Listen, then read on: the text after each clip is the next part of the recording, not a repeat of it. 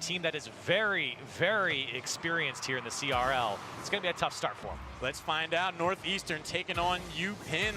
Let's go Quakers in the chat. Game number 1, let's go. Just hit that one up against the ramp, and up high is Mercurial, and that one just off the backboard. Eno around the corner looking for a shot. Gren's there to block it away, so early on, some pressure from the Huskies, but coming the other way is Pennsylvania, blocked up high by Mercurial. That shot's above off the crossbar. No good for the Quakers, and it's headed the other way. Yeah, it's actually a great shot. It forced Flom to go up there, but he knew it was a little bit too high. And early pressure coming out from Pennsylvania. It's something that we've been talking about, Jorby. Every single time we see a new team on stream, especially against a team that we've seen in league play, coming out quick, aggressive, and having early pressure benefits you so much against experienced teams like Northeastern. And a good clear by Gren. Someone needs to get to this quickly from Pennsylvania. No one can. The Huskies are there. Flom's running out of boost. Doesn't matter. Eno's there to pick up the pieces. They strike first. And so the misread from Floms actually sets up his teammate perfectly and Eno to come through. Pyrite couldn't really get to the ball fast enough, and Dami was just backwards on the shot. Eno had to clean that one up in front of the box. And Northeastern, after some early pressure that they were absorbing, go down the field and put one away. UPenn had the right idea there. They want to fall back and go for the touch to send it away from the net. Unfortunately, they miss. Sometimes just some of those jitters at the beginning of a series can get to you. And fighting to try to get this out of their own, and that kickoff did not go their way. Pyrite did get that midfield boost, but all of them were sitting back with little to no boost. They do move down the field here, but double commit off to the side. Gonna make things difficult for the Quakers. Eno has the ball, has control, but bounced a little too high, allowed Dami to pick that one up. Pennsylvania looking to go towards the box. Flom's taking the ball away.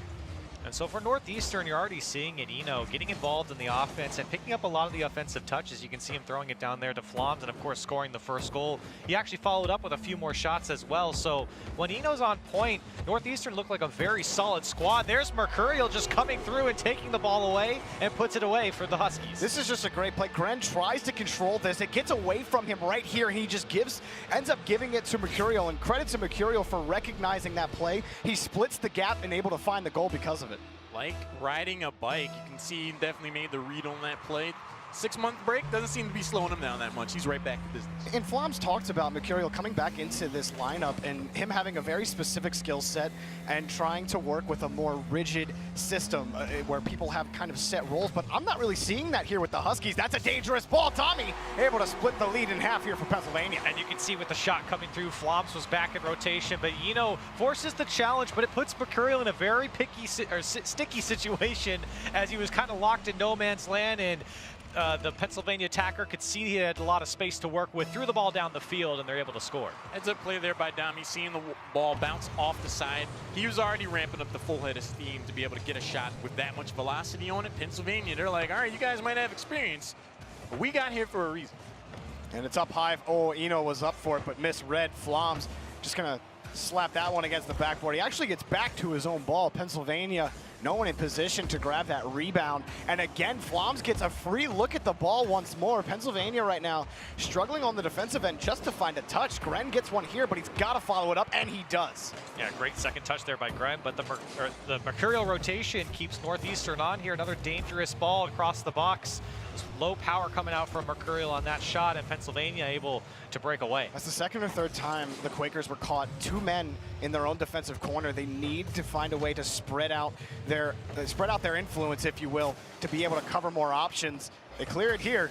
We'll see if they can try to tie it up, roll, or off the ceiling. But both members of Pennsylvania, both back in their own end. Pyrite back, can't make the touch, and it's off the post here. Mercurial tries to get a play in.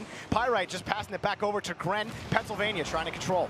So on that transition, Pennsylvania a little bit slow. He sniffs that one out now, trying to look for a follow-up from Floms. Mercurial actually in a tough situation. Now all three of Pennsylvania looking at an open net, but no shot comes out on target.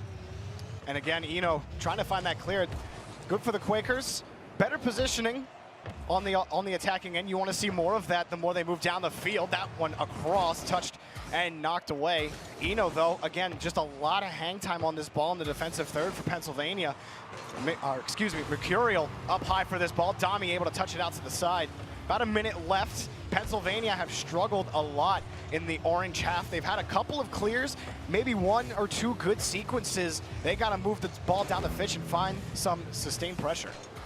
And now they are down the field here with less than a minute left. And like you said, Northeastern have had the majority of the pressure. That's a shot just going wide from Eno, and you've seen it a couple times now on the Husky side. They march down the field and the shot just goes wide. That might have been an own goal there for Pennsylvania. Flom's the beneficiary of Northeastern, now up by 2. Yeah, this one was kind of awkward and definitely an own goal on the one side. Pyrite tries to get there and he whiffs on the ball. Gren ends up just sandwiching it against the post, and it goes the wrong way for him. He's got to be able to get behind the post, behind the goal line if he wants that ball to get out. And that gives Northeastern a huge insurance goal with 45 seconds left. You see those jitters. You're the first time on stream. You're a newly formed team. Mistakes like that, they can happen. Pennsylvania just have to shrug it off, get back into the rest of this. That was a great zone by Gren right there to try to set up a play for the Quakers. Still solid defense from Northeastern to clear it away. Still, you like the ideas from Pennsylvania on offense. It's really defense that they've really struggled to pull things together, find solid clears, finding each other in space, which is something that we talk about a lot of these qualified teams, and even our conference teams sometimes really struggle with that, with possession and controlling the ball and even the boosts in their own end. But Northeastern have done a good job for 90% of this game. They've controlled the pitch, and they're going to take game 1, which really was theirs from the start. Northeastern looking good here. They finally let the ball drop, and the Huskies will take game number 1. It feels like, you can see him in the middle of the screen there. He did a lot of work, especially in the beginning of this game, and I have to say, it looks good for the Huskies when Eno's on point. This is what we expected to see out of Northeastern. His team has a ton of history here at CRL, obviously.